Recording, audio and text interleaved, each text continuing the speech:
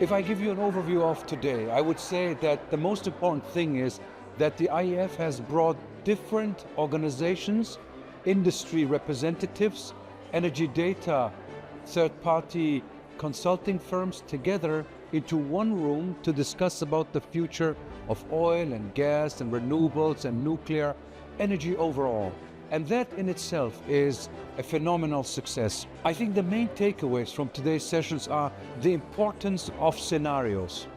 Without the skill and the ability to do scenario analysis, we cannot go into the future.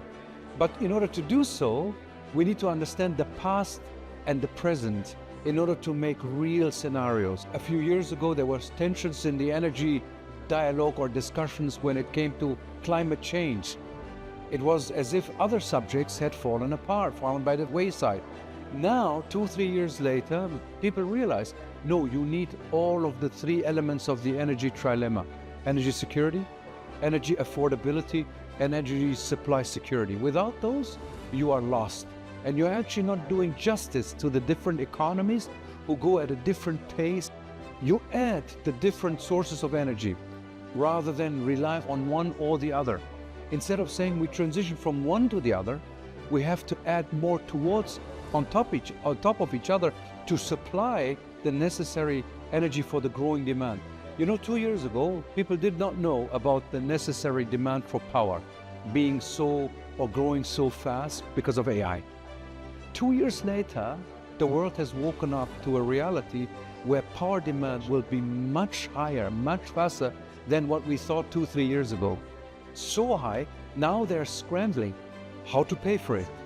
Where does it come from? Who is going to produce it from what? From oil, from gas, from coal, from nuclear?